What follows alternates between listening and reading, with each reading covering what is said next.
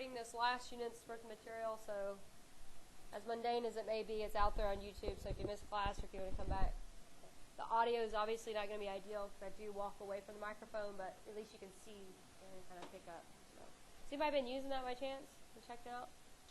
Probably kind of hard to sit through for an hour, but you can stop it and come back to it. But any comments about it?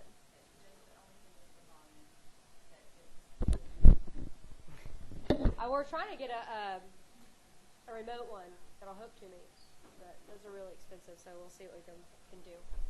Anyway, I'm evolving, right, on technology. I'm trying. Good. Thank you. Okay, and then I'll just keep with our consistency as well for the semester, so I'm not going to mess that. I'm going to keep recording the lectures too, with the audio.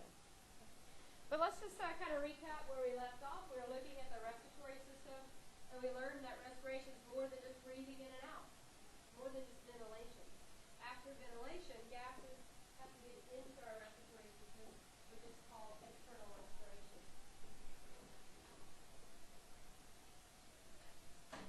You remember external respiration is that gas exchange between the pulmonary capillaries and the alveoli of your lungs. So where oxygen is loaded into the blood and carbon dioxide is loaded out of the blood. Once that gas exchange happens with the external, then it will follow oxygen and then ultimately carbon dioxide. Those gases utilize the circulatory system to be transported. So it's going to tie right back into where we just came off with the circulatory system. The circulatory system will distribute the gases and other nutrients, obviously, but here we're looking at the gases, to our peripheral tissues. I think we talked about, well, the point of getting the gases in the blood is not to keep the gases in the blood, but to actually unload them at the tissues. And we'll identify what mechanics are involved with that today. And that transfer is called internal respiration, where there's an exchange between your tissues and your systemic circuit, where oxygen is unloaded in the tissues and carbon dioxide is loaded back up. Okay. Also identified on Tuesday, I have a big yellow star here, because this is what we covered in lab last week. We looked at the mechanics of breathing. Did we review it? We reviewed it, didn't we? On Tuesday, we talked about inspiration versus expiration, so I showed these images, right? We talked about the structure of the respiratory system. We talked about breathing, about the action of the diaphragm and the intercostals, the pressure-volume gradients. We identified that as well? Good. I did the same thing with expiration, and I believe that's about where we left off. We didn't get very far into the respiratory system. Okay. If you make reference to figure 1610 in your textbook, it helps kind of quantitate those pressure changes that we mentioned in lab that happen when you breathe in or breathe out. What we're going to learn in just a minute, right, formally in our handout, is that the pressure around us, or the atmospheric pressures, should be stable. Depending on where you live, it's going to be a little bit different, but textbook-wise, we'll go with sea level, so 760 millimeters of mercury. And if we want to move air from the atmosphere to the inside of the body, we've got to create a pressure gradient. And this is illustrated here. As we drop the pressure in the respiratory system due to expanding that area around our lungs, the volume increases, pressure drops, and then air moves in. If I add more air, what happens to the pressure inside of the lungs? It gets higher. I'm just pushing more gas in there, so it's just get a greater pressure. So at some point, as I add air in, the pressure will equate back up to atmospheric pressure. But the next phase is not just hold your breath, is to do what? Exhale. And so now we actually need to reverse the gradient. So the pressure needs to not only rise to the atmospheric level, but what? Exceed it. Okay?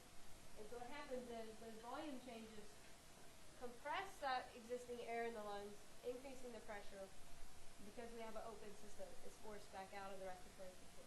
So our volume within the thoracic, within the alveoli, has decreased, forcing that pressure, and now it forces the air out of the lungs. So the pressure just fluctuates, basically, within the alveoli of each breath. It's just a nice little drop, snap, decrease, drop, every breath. It's your little tidal wave.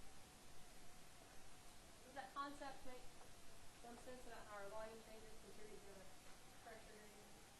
If we add more air in, it's going to reverse it. Does figure 1610 summarizes that. If we look in a little bit better detail of the respiratory system, we have what's called respiratory zones and conducting zones.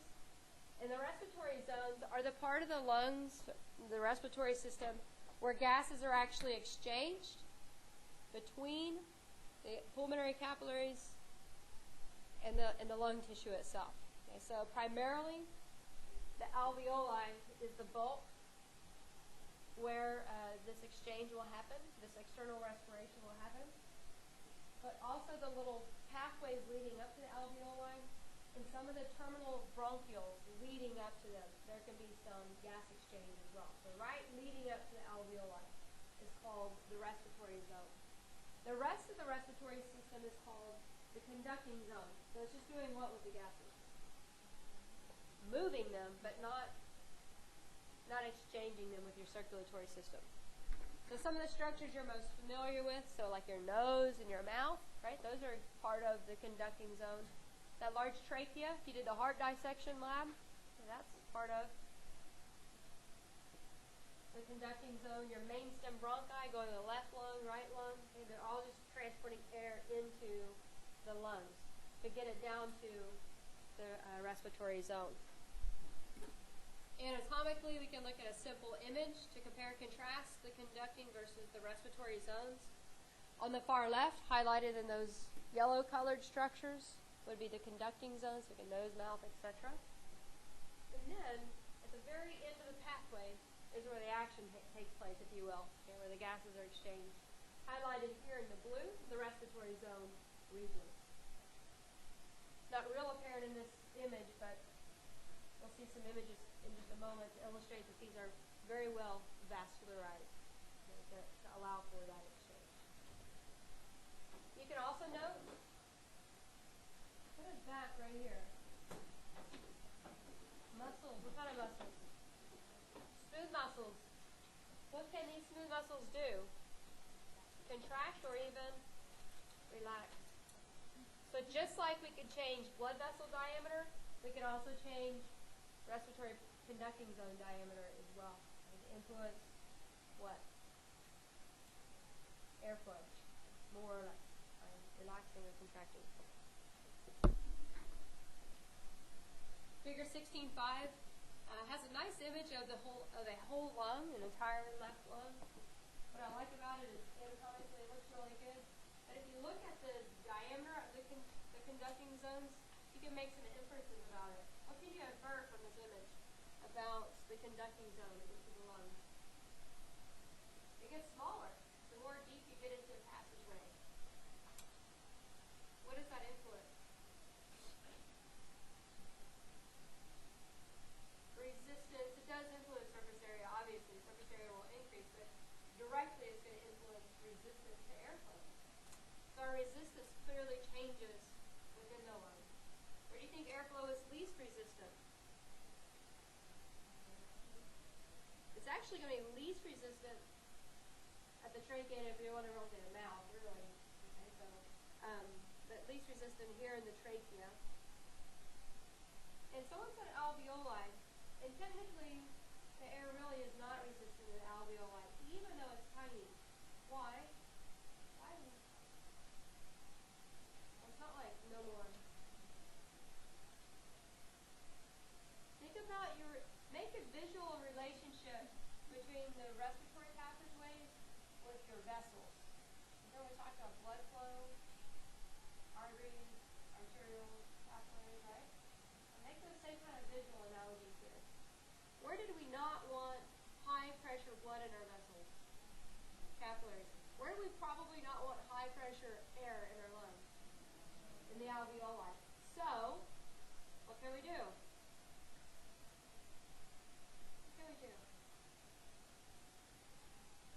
The air's coming in.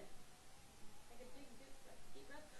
That air's going in, high pressure. Maybe take a forced air in, but my lung didn't destructure from doing that. Why? It slows down where? The bronchioles before the alveoli. Kind of like the role of remember the arterioles and the capillaries? Okay, so we're going to have some medium-sized structures in the lungs that increase resistance significantly. So by the time the airflow gets to the terminal alveoli, nice and steady and landing. We don't want to bust the alveoli with these struts. Yeah. So the bronchioles, does that keep air in there like long enough to kind of It doesn't trap it per se. It doesn't like bind onto it. But you're right in that air remains in our passageways with each breath. So with each breath in and then each breath out, you don't completely empty your lungs. Which goes back to what we learned in lab about the residual volume. So there's air always adding and being added and removed. And so it's a real mixture. What the air in your lungs is not representative of the air in the atmosphere, nor the gases in your blood. It's a mixture. It's going to have a little bit more carbon dioxide, a little bit less oxygen. So it doesn't trap it per se, but it's never devoid of air. If it's devoid of air, you've got lungs on. Is that maybe a better way to? You don't want it to be devoid of air. Okay, so yes, it's always flowing. So think about a river, and somehow it could.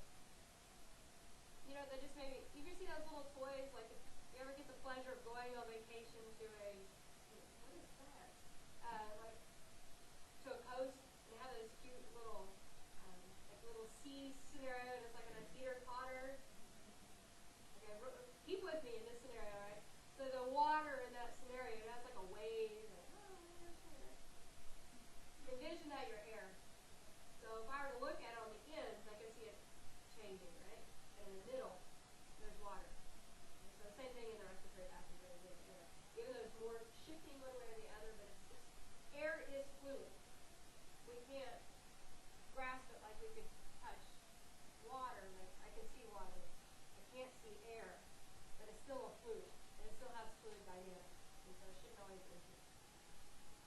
Hopefully. Additional questions? All right, so we'll come back and quantitate that in some proper physiological terms. This is an image, I believe, from a previous textbook. I like it because it shows the pulmonary capillaries associated with these tissues. So a lot of the textbooks have just the alveoli and almost neglect those capillaries. Those capillaries are important because that's where that external respiration happens. The image on the far right then is a nice scanning image. You can see how extensive the circulatory system is on those little underlying alveoli. Well vascularized. Figure 16.6 in your textbook does the same thing. On the far left, I believe this is a plastinated model. So they've injected the arteries. Yes, the pulmonary arteries. And then the conducting zones. The conducting zones are in the white, and the vessels are in the red. And you can see how well the vessels and the conducting zones overlap one another. Because obviously they're going to work together, so they're going to align together. Also, figure 16.3 goes through the anatomical differences and similarities between the different structures, noting the diameter and whether or not a region is ciliated. Why do you think we might have ciliated cells in our respiratory system? It doesn't do a filtering. What does cilia do? It moves. Okay, so cilia are membrane extensions. They have motor proteins, just like what you guys study actin-myosin kind of thing. So they contract. They're always moving, but they're moving so that stuff. I don't know if I can fix that. I'm sorry. So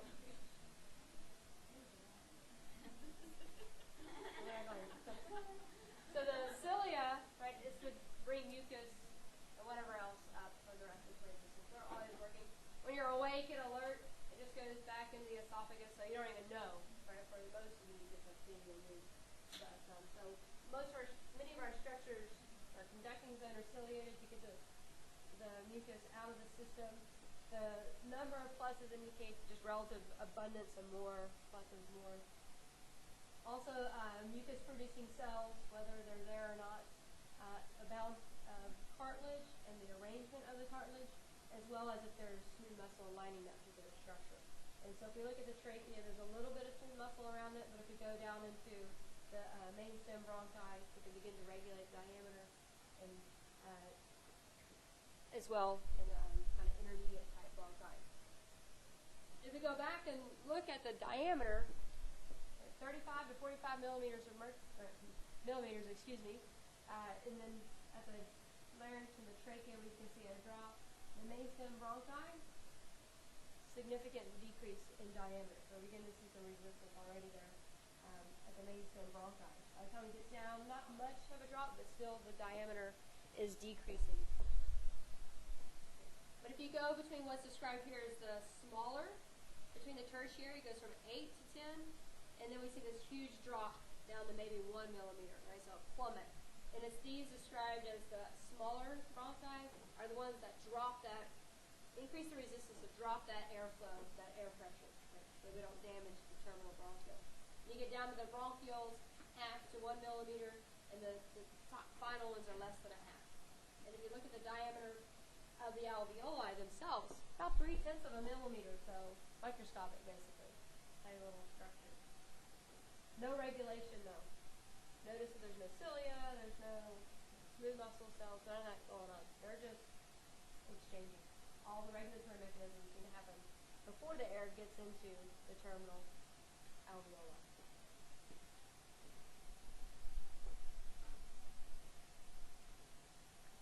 If we look at the structure of the respiratory system, in particular the alveoli is comprised predominantly of these cells called type 1 cells. They're called type 1 alveolar cells. And so it's these cells that give the structure of the lungs. Those little things that we saw that look like an alveolus in gray or white or whatever are made up of what's called type 1 cells. So they give the bulk of the structure. Well, if there's one type, there must be additional. And there's another type called type 2 cells. So you guys are familiar with this. What do the type 2 cells do? Those are the cells that produce and secrete the surfactant. So they're present in the alveoli, but they don't give the bulk of the structure. They give a different function to the lungs.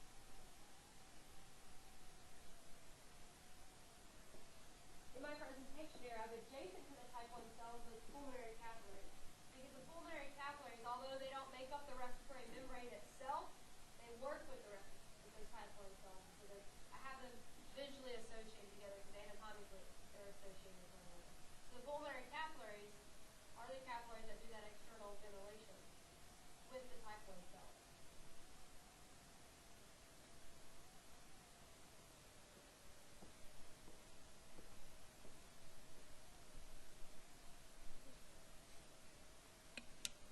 Type 1s give us the what? Structure. Type 2 give us surfactant. The lung tissue is very elastic. It has a nice extracellular matrix so that the tissue can do what?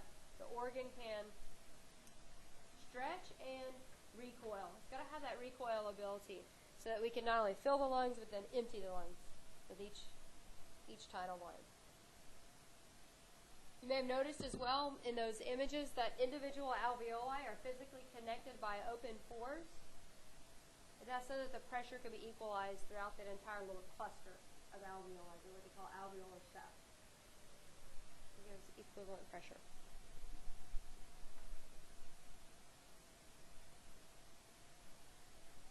Another important cell type that we can't overlook in the respiratory system are the presence of macrophages. What's a macrophage? So what do they do? What kind of cell is a macrophage? It's a white blood cell. And based on our discussion on Tuesday, what do white blood cells do? They give immunity, right? And they may attack, degrade, right, foreign material. And so we have an artillery, if you will, of macrophages in our lungs, ready to go, because your lungs are directly connected to the external world. Okay, so this is our first barrier of protection when we breathe, because as you know, if you've ever inhaled something, choked on something, whether it be a dust particle or whatever, it's going on your lungs. If it's small enough, and exposed to that pressure gradient. So it could be a viral particle from your neighbor when they sneeze on you in lab, right? Going in your lung, right? And so we have immune cells ready to go. Kind of give us some immunity. They're always scavenging. Depending on your lung health, obviously the number of macrophages would change. And so people who have asthma, numbers are higher. They're always inflamed and inactivated. Somebody who's healthy, moderate number, but they're still going to have macrophages in there.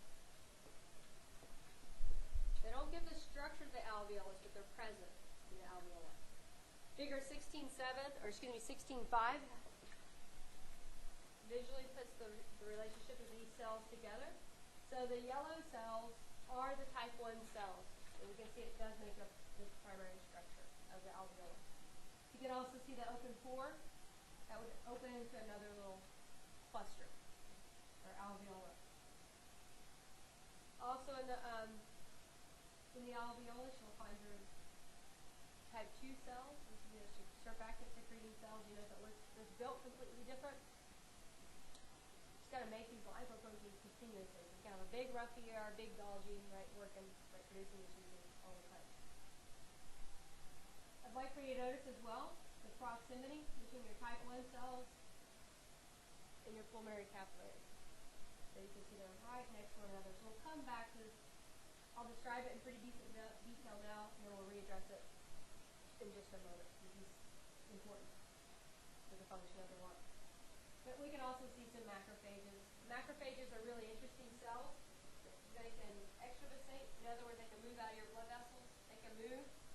A macrophage can move from your lung, hop in the circulatory system, and go check out somewhere else. They're mobile.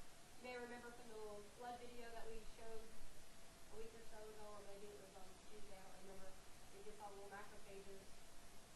They look like they're walking. They're just using their extracellular protein to go around and scavenge and monitor. All right, so what's kind of the basic structure of the lung tissue itself? We can look at some scanning images that support the previous cartoonized type of image that we saw. On the far right, you can see a bronchi. You notice how thick it is in comparison to the individual little alveoli. You see how open and porous the alveoli are, and how thin those cell membranes are. It's important that we have that thin area because we're trying to move gases from one spot to another. So the gases need to have the ability to quickly diffuse across the membrane. And another supporting evidence of the openness or the connectedness of the bronchioles and the alveoli. You can see a conducting zone, where air is going to go, and you can see how interconnected everything else is. It looks just like a mess, right? And all these should all have equivalent pressure within one another. Figure 16.5 is kind of focusing in on what I tried to highlight a moment ago about the close proximity between your type 1 cells and your endothelial cells and your capillaries. So we're putting into practice now. Remember we talked about how capillaries can have that thin membrane and how gases and et cetera can move. In the pulmonary circuit, we won't see fluid filtration, but we're certainly going to see pressure gradients pushing our gases from one spot to another.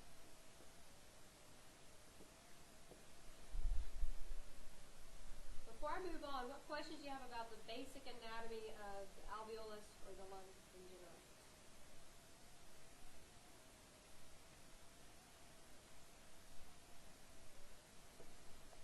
The next bit of information that I want to present to you kind of unofficially kind of address.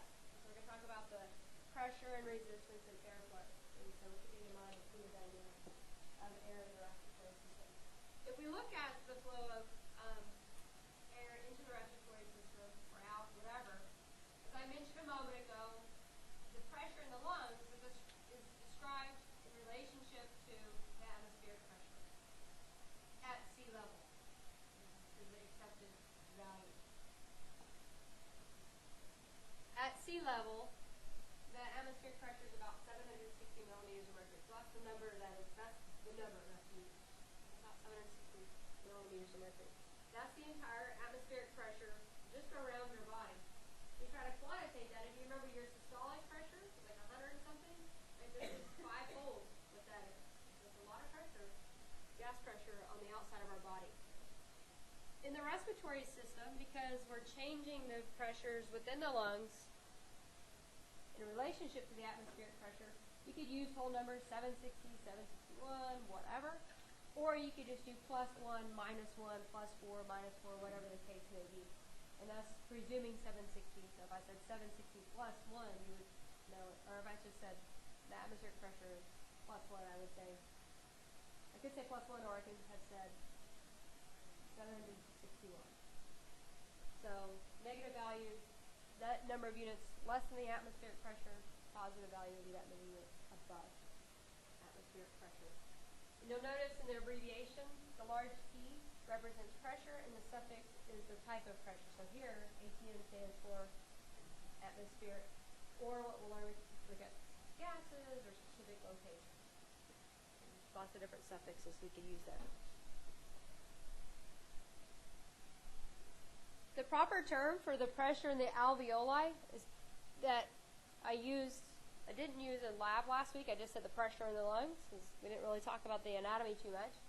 It's the pressure within the alveoli that changes, that +1, -1, which each breath that you take. The proper name is called the intrapulmonary pressure. So the pressure where? Within the lungs. So intrapulmonary pressure. There's another important pressure that we will identify that aids in respiration. It's called the intrapleural pressure. And I believe we talked about the pleura in class on Tuesday about a connective tissue lining at the surface of the lungs and then also lining the internal body. Those two layers of tissue is a fluid accumulation. It's supposed to be there. There's a liquid interface between them. And it actually helps contribute what's called a negative pressure. And it aids in our normal lung expansion and recoil with each breath. But the intrapleural pressure does not change. It's constant. It maintains a negative pressure of about -4 millimeters of mercury. And we don't want it to change. If it changes, your lungs go flat. You don't want to maintain that negative value. So figure 16.8, A and B help illustrate where this pleural cavity is. So the outer rib cage, the pleural tissue in the blue, and the lung tissue in the purple. So this tiny liquid interface. And it's not going to be as pronounced as like we see in this image. It's just like two tissues right next to one, almost like two sheets of paper in your textbook. I'm trying to illustrate that airspace between them. Even though it's difficult to see, it's there. And so there's a liquid interface that maintains a negative pressure of about -4. And it helps hold the lungs kind of in place. It allows for their stretchiness and recoilness. Identified is if that pressure gradient is disrupted, okay, so like in an injury or something like that, so cracked rib, whatever, you bust that pleural sac, that negative pressure is removed, and it's going to match the atmospheric pressure, and the lung will collapse. Hopefully it's just, if it happens to somebody, hopefully it's just one lung, and the other one should still breathing rate will obviously go up, but you can still get air in and out. We were talking about this yesterday in class, and I was talking about how this would happen if an accident or something, right?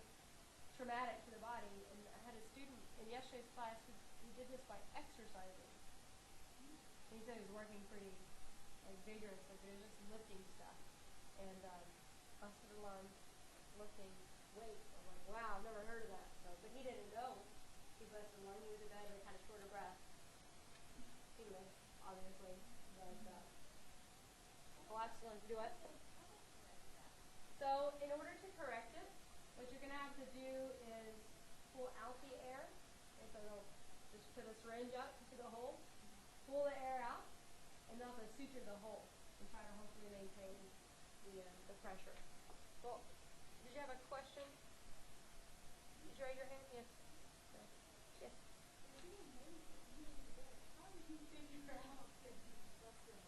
So when he went to bed, he didn't know. He went to bed kind of short of breath, but he woke up still feeling bad. So he's like, I probably ought to go get this checked out. And so he went. They're like, you have a collapsed lung. He's like, what? So the next day he went to the doctor. And so they got it fixed. And what he said is, when they did that, he could actually feel the lung fill back up. As soon as that pressure, yeah. But the thing is to keep it sealed so it doesn't bust it in. So it would have been bad had I'm sure he would have gotten really sick if he'd gone untreated, but it was within a day. Yes. I've seen some videos and stuff when someone has a collapsed lung, they'll put something in the lung and they open it and it has, what is that for? Have you seen that? Like they'll put like a syringe in there and like it opens up and lets air in the lung. Air out in the lung. Probably letting air out of that. It depends on the degree of damage. So if you bust just the pleural cavity, you've dropped that negative pressure and it's equalized. So in this case, I could stick the syringe in there, pull out that air, regain that negative nature, and the lung can fill back up. If the lung tissue itself is ruptured, they still would have to, I guess, suture the lung somehow, patch it, and then close that pleural cavity. In that case, though, you're still pulling air out so that the lung can fill. Hopefully that will work. Yeah, it's really interesting. So the negative pressure is good. So we don't want to, in that case, in the pleural lining, we don't want to equate. But the rest of the intrapulmonary pressure should fluctuate. If it doesn't fluctuate, then we won't get air into the lungs at all, so we wouldn't respire. No gas exchange would happen in that case.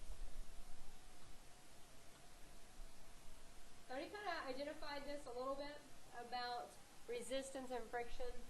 And if we look at the airflow, so letter F, if we look at the flow of air in and out of the lungs, it's going to be directly proportionate to the what? What does this delta P mean?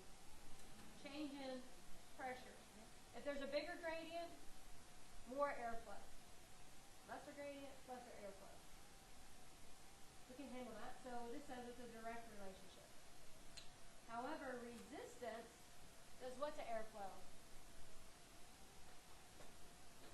Slows it down. So it's in inverse relationship. So we see it on the underside of the formula. So pressure gradients increase airflow, resistance factors actually decrease airflow. And one of our greatest sources of resistance is what's called friction, or just the inelastic nature of, like, say, the bronchi. Just getting air in and out of the lungs is where our resistance of source of resistance originates from. So it's spelled out for you in the next bit of your handout. Okay. They said it's a direct relationship to the pressure gradient or an inverse relationship with the resistance.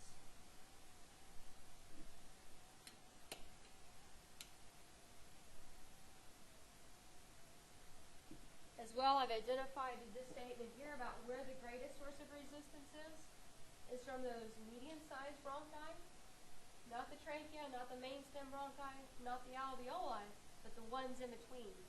Why is that?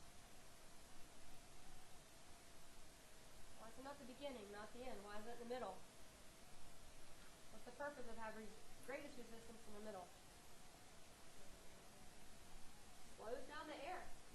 We want to get air in, just get it in, trachea, mouth, whatever. But then we want to slow down the force or pressure for the main for the terminal alveoli. So the structures in the middle are the ones that just plummet in diameter. We saw that from the 8 to 10 diameter down to 1. There's a significantly drop. Increases that resistance. Air's still flowing in to the terminal bronchioles, but it's nice and steady. Or what word can we use? Laminar. Nice and steady, or laminar. How do you think you could describe the airflow when it goes into your nose or your mouth or your trachea? Is it laminar? Do you know the name? We don't use the word pulsatile. How can you describe air that's like this? You've probably experienced traveled in the sky. Turbulence. Turbulence, right?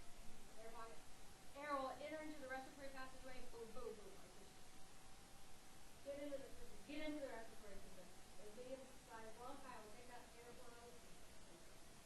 Resistance is nicely done there.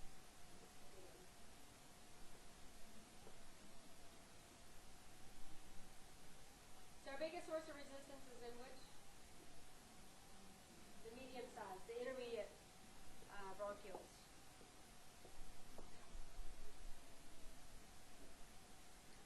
Alright, so if resistance factors go up beyond what's normal, right, our respiration is going to become strained, which is really evidence is if someone's choking on something or having an asthma attack or something like that. Okay? You know that someone who's choking on something,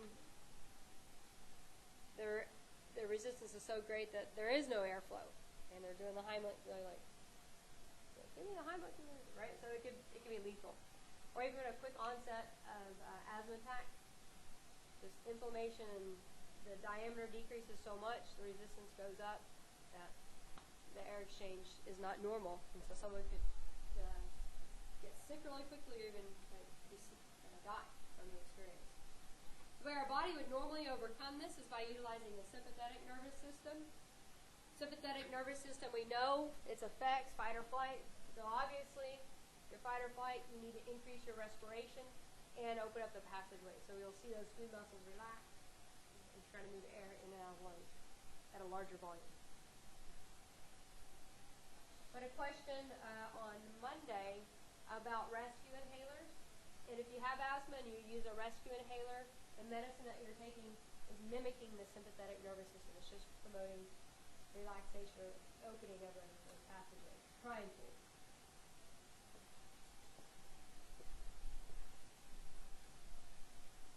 All right, another term that we can use to talk about the lungs is the compliance, or basically the stretchiness of the lungs, if you will, the lung compliance. And it just depends on, it dictates how well the lungs can stretch out. We're given a technical term, it's just technically the measure in volume in proportion with a given pressure change. So the volume in relationship to the pressure change. Or in other words, I'll stretch the other lung. How much volume can change and then pressure. Two factors that influence lung compliance include distensibility and surface tension. Distensibility, what does that mean? To distend something. How much you can actually just stretch outward. Define this outward motion.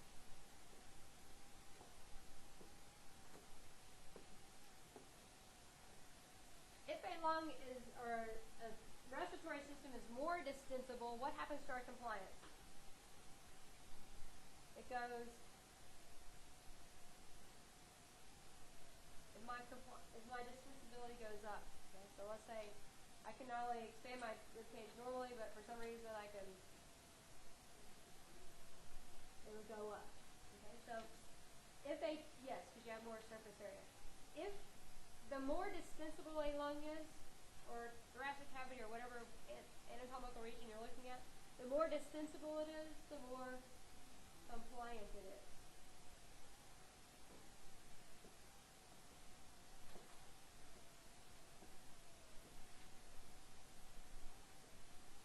So the compliance depends not only how much you can stretch it, but also the role of surface tension.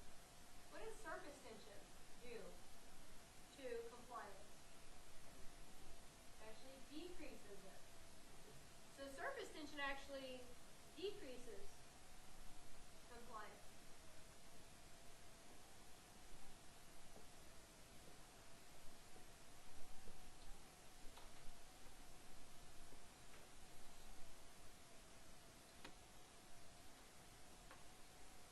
And so how compliant your lungs are depends on how much they can stretch and then how much opposing forces there are. Okay, so let's review this surface tension really quickly. We had it in lab last week. What is it?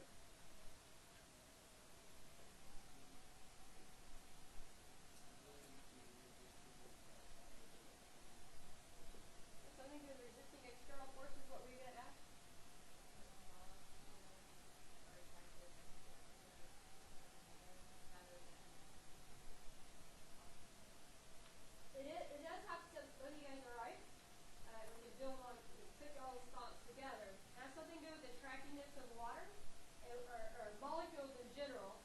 And then when they are attracted, they form a bond that may or may not be broken by other external forces. And so where there's molecules attracted together, they form a tension at the surface of where these things are found. In our body, we focus predominantly on surface tension where water is present. We have water in our whole body, and including within our alveoli. If you think about the alveoli, remember the lung model that we did last week? Envision those little balloons. If they had just a little bit of system water in them, if I emptied them, what's going to happen? They would stick. But same thing with the lungs. That's okay for the recoiling. That's okay. That'll help empty it, right? But the next phase is I want to do what? I want to expand. So I need to have something overcome that. What does our body have to overcome that? Surfactant. If the surface tension is there, it actually opposes the sensibility. And the whole point is so that our lungs can tissue. So, do you think a lung could be too compliant? Sure. Lung could be so compliant that it would not recoil. So we can certainly see that people are like emphysema or smoking, or people who smoke, their lungs become too compliant. They may be taking in a large volume of air, but not really working. It's not exchanging and properly filling, and more importantly, not emptying of the respiratory gases. So we really want to look at specific respiratory gases. We want to look at oxygen and carbon dioxide. Up to now, we've been talking about gas because we're moving atmospheric gas into the body. And when we want to specifically get oxygen and carbon dioxide in and out of the body, we've got to look at many factors besides just physically moving it from the outside to the inside. And we need to take into consideration the partial pressure gradients, which you guys became familiar with from lab in your pre-lab this week. So we're going to take into consideration the partial pressure gradients for the gases, but also the solubility of the gases, which makes sense if we're trying to really make this whole semester fluid. Remember chapter 5, we said if we're trying to move a molecule from one location to another, we need to take into consideration if it's soluble in water or not, big, etc. So same thing with our respiratory gases. If something's not so soluble, we may need a what? A what? You went on the right track, but a little too specific in the wrong action. Something to area. So hopefully we'll make a connection with that in just a minute. So we've got to take into consideration solubility of our gases, also the partial pressure gradients. So we'll talk about that last.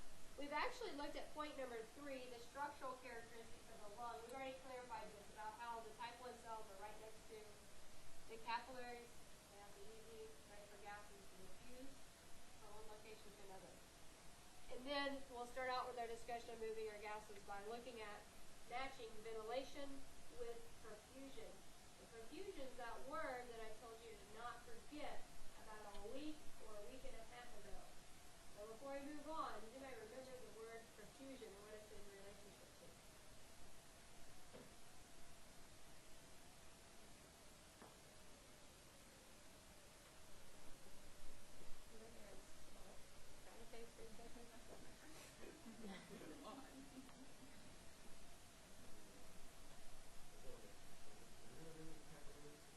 That's a whole heck of a lot to do capillaries. Yes. I'll just think of flushing it around the alveoli. Yes. Okay. So perfusion is just a nice word for blood flow. Okay. And so what he's correct, and in that is describing pulmonary perfusion is talking about the blood flow to an alveolus. What we'll learn and apply that to is that our body has to naturally match ventilation of the alveoli with the blood flow with the pulmonary capillaries. If they're not matched, our gas exchange, our external respiration will be off, or you could say out of homeostasis, and we could get in those cascade of effects that we talked about on Tuesday about influencing our pH, dropping it or increasing it or whatever the case may be. So we'll identify that first in just a moment. And then we'll follow up with the partial pressure gradients and the solubility of the gases. In your handouts, you have a summary of this ventilation-perfusion. It's called coupling or matching the respiration with the blood flow. Does that make sense? And so we have two scenarios on the top and the one on the bottom. And what's happening is the blood vessels will be adjusted to the ventilation in the lungs, not the other way around, not the lungs adjusting to the blood flow. Okay? And so in this image, the vessels are clearly the red and blue structures. A given alveolus is the tan-colored structure. And then here we have scenario 1, the accumulations, and then the next two images would be those spots. Okay? So if you look at a scenario where ventilation is decreased, and so coming off of yesterday's lecture, we had a great example. Let's say this is a guy who's in the gym and he's exercising, sympathetic nervous system's going, and he busts his lungs. What's going to happen to the ventilation in that lung? It's going to plummet, right? Does it make sense for his body to keep sending blood to that lung like he's still exercising? It doesn't make sense because, one, oxygen is not going to enter, the carbon dioxide in that lung is not going to exit. So carbon dioxide is going to accumulate over there disproportionately. What's going to happen to his pH if his blood kept going to that lung? It's going to drop and become acidic. So let's not do that. What could the blood vessels do? Constrict. And they will lessen the blood flow to that lung because there's moderate or no airflow into that lung. And we have now just matched or coupled perfusion with ventilation. The opposite would be true. Okay, let's say you get up, you're sitting here, obviously your parasympathetic nervous system is prevailing. And then let's say you get up and you just run because you had it with physiology, right? Or on your boat and you start running, right? You just don't stop, right? You're forced up, right? You're going. Your ventilation is going to automatically match, right? Would it make sense for your body to keep the blood flow the same as when you're here falling asleep? As when you're running? So what's our body going to do?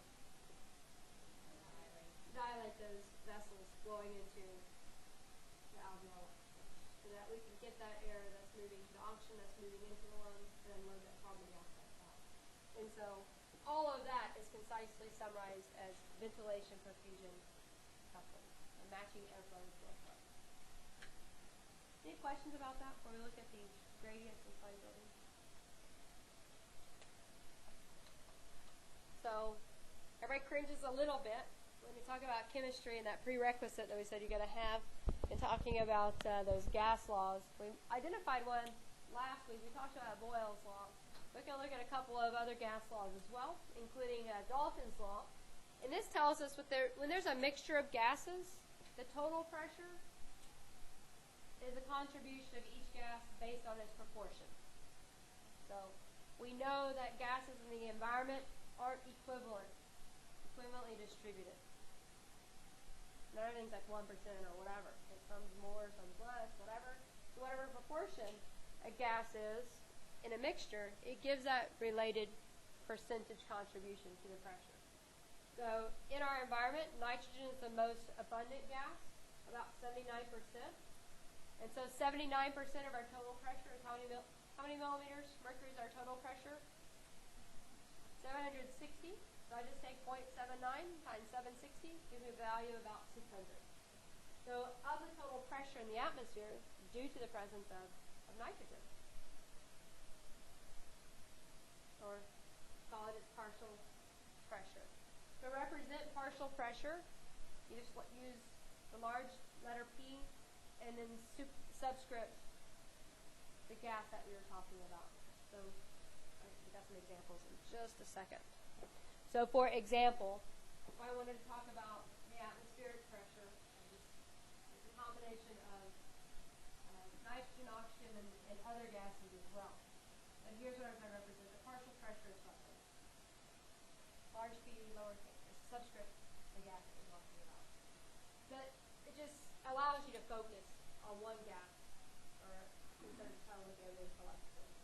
So in our atmosphere, nitrogen is about 79%, oxygen is about 21%. And we are looking at just those, but they're the most abundant gases. Everything else makes up like less than 1% of the rest of our atmosphere. So in our atmospheric air, 0.03% is due to the presence of carbon dioxide. And so therefore, if we converted that to a percentage, right, less than 1/4 of a millimeter of mercury is due to the presence of carbon dioxide. So even though carbon dioxide is in our atmosphere, it's not going to contribute near as much pressure as nitrogen or oxygen or whatever. You okay on the concept of a partial pressure? What it means?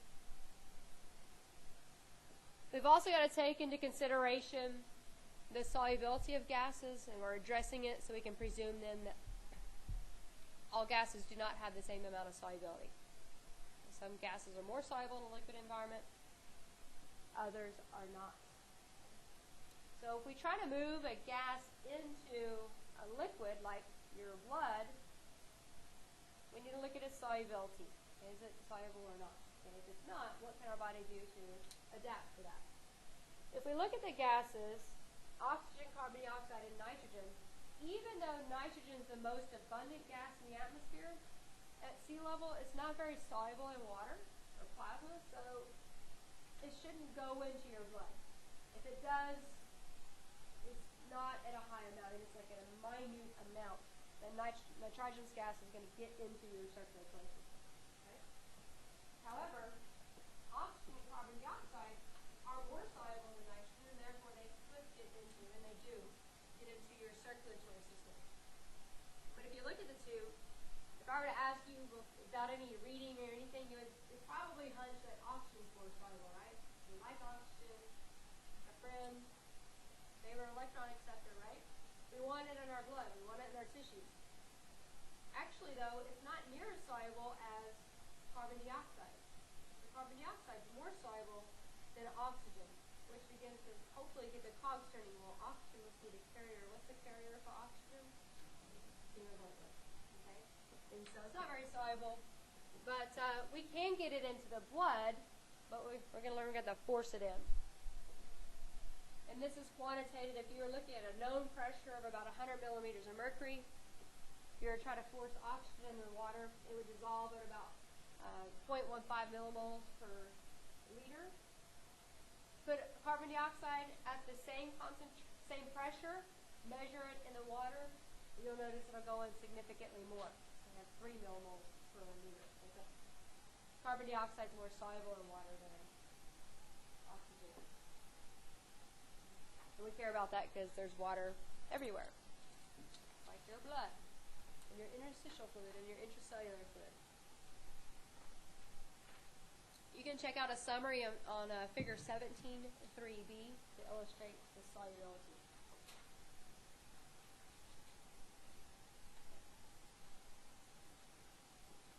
Back up. We understand what a partial pressure is, right? Proportion of a gas in a mixture. We also know the word gradient. We've been using it on almost a daily fashion in this class. We should be really familiar with using the gradient. What does the word gradient mean? It's a what? It's a high, a low. There's a difference. Okay? Whatever it is, if there's a gradient for something, there's a difference of that something between one or two. It's two or more locations. We can look at it for our ions. We look at chemical concentration gradient. We looked at electrical gradient, temperature gradient. We can also look at pressure gradient. I can look at partial pressure gradient. And so I can only not look at just gradient of a gas. I can look at, or gases, I can look at the gradient for a specific gas. And that's what we're doing with our partial pressure gradient. We're looking at the gradient for these different gases in our body. Because why? Why do we want a gradient? We're trying to... Yes.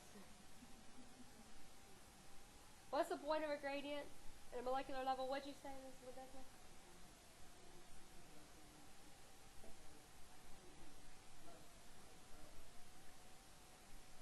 Very good. And what was added? Yes, and that was issues of homeostasis. So I'm gonna look over the homeostasis. Yes, there is a gradient for homeostasis. We can get by with that. But more directly, there's a gradient in a molecular fraction that moves stuff from a higher to a lesser. Like your blood pressure.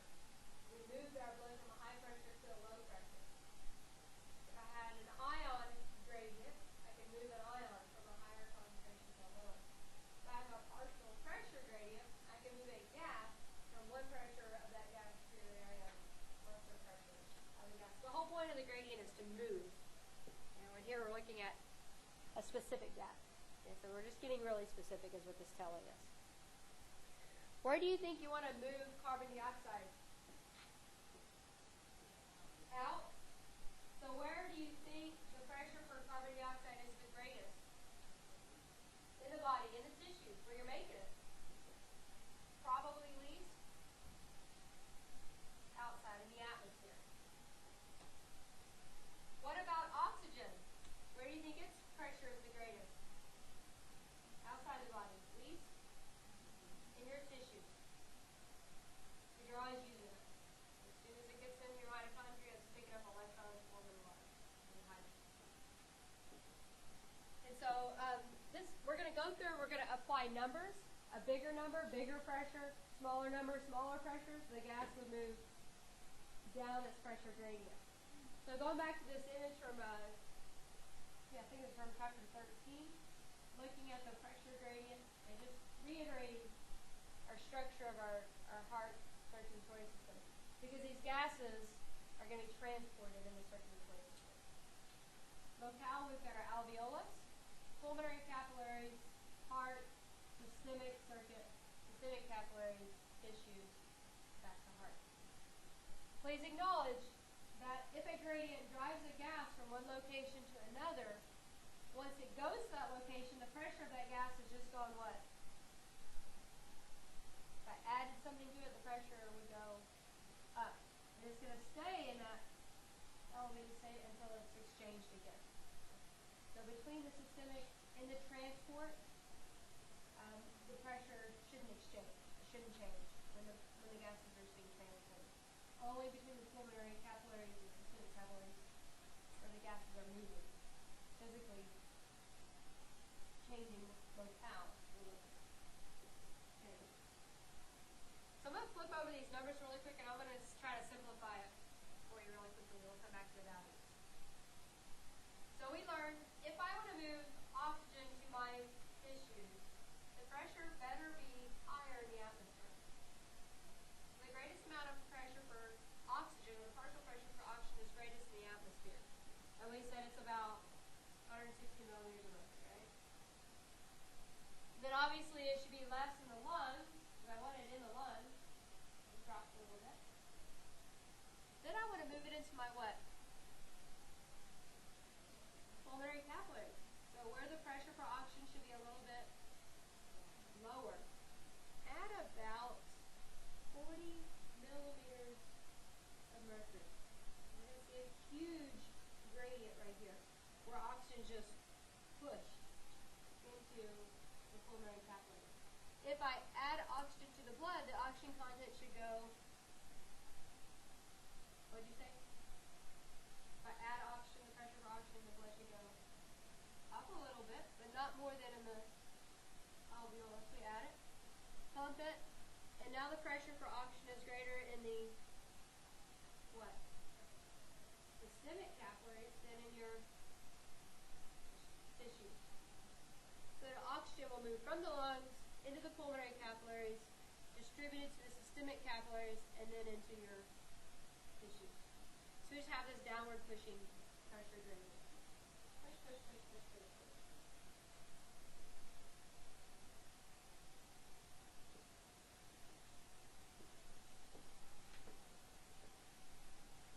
What about carbon dioxide? What could we do if we were to oversimplify this? Reverse it. I'm producing carbon dioxide in my tissues, so the pressure is going to go up a little bit. be greater than in the systemic capillaries. So carbon dioxide should move into my systemic capillaries. Or my pressure will go up a little bit. Then it gets distributed to my pulmonary capillaries, where the pressure for carbon dioxide is a little bit less compared to my alveoli.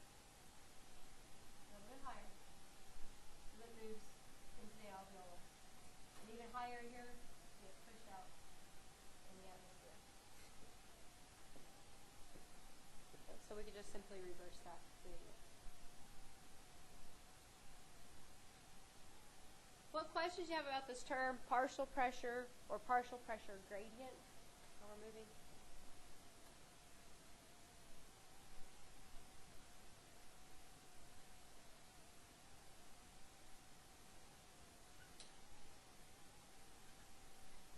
We're going to go ahead and quantitate these values instead of just saying high or low. We'll add a value to it. And so if we want to look at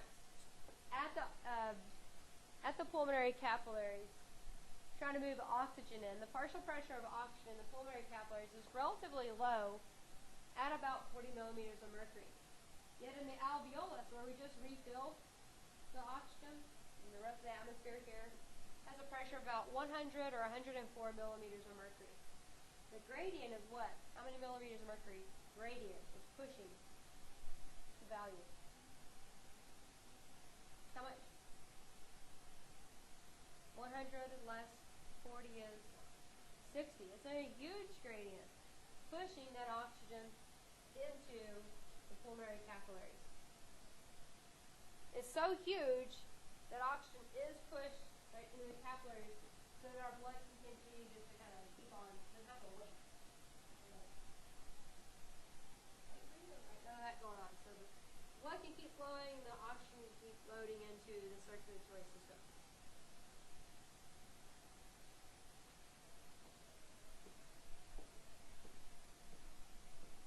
Question is, well then, is the gradient the same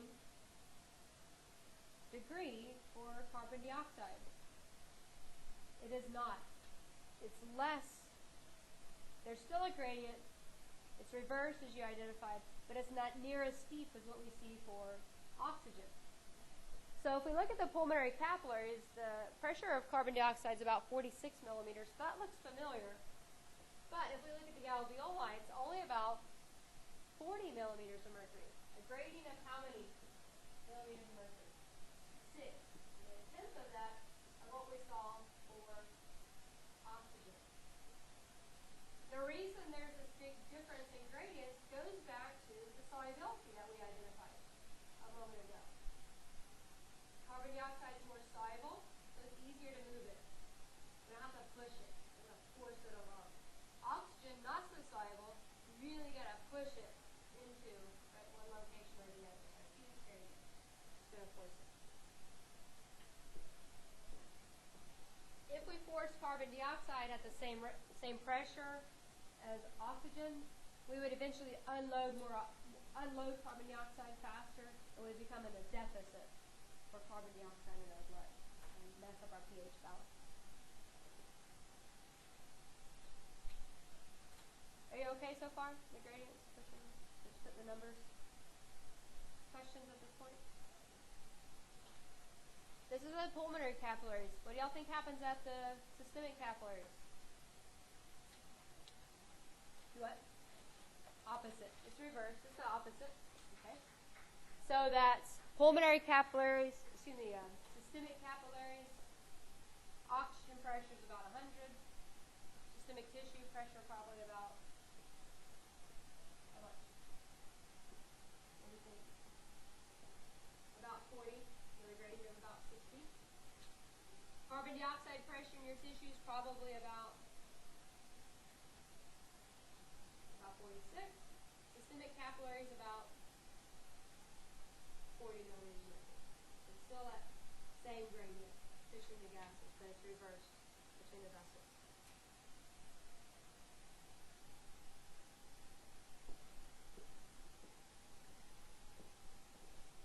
We've got about 5 minutes left, so I want to kind of jump ahead, and then we'll fill in the handouts on Tuesday. But I want you to turn to page, is that 6 or 5? Is that 6? I'd like for you to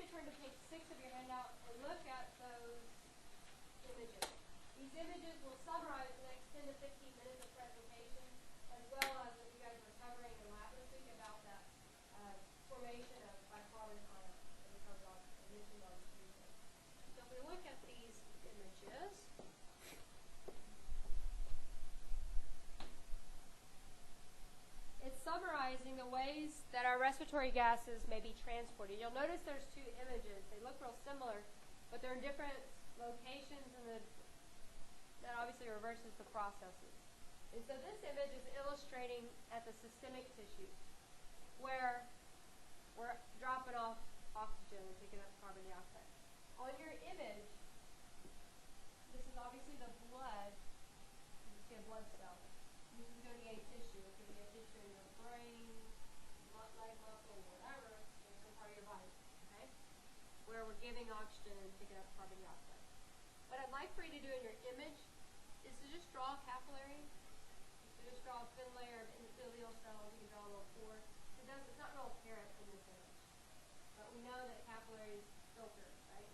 So we have pores. So we're going to draw that anatomical division here. So the plasma is in the tan area, interstitial fluid in the light blue, and you're just going to draw some capillary cells making up the barrier, if you will. Over the weekend, things that I want you to add on here are the pressure gradients. Okay, so you can actually quantitate the pressure of oxygen in the tissues versus the blood. Same thing for carbon dioxide. So quantitate the pressure and draw the gradient. Big sleep, right? Whatever. So you can see what's driving it. What we're going to learn also from this is the different ways that our gases can be transported. We know that because oxygen is not very soluble, the bulk of it is bound to hemoglobin. But a little bit of it can travel in the blood, not bound to hemoglobin. You know, it gets in there, right? So it goes across the plasma. Carbon dioxide looks a little bit more complex, doesn't it? Well, we know one thing that happens to carbon dioxide is what?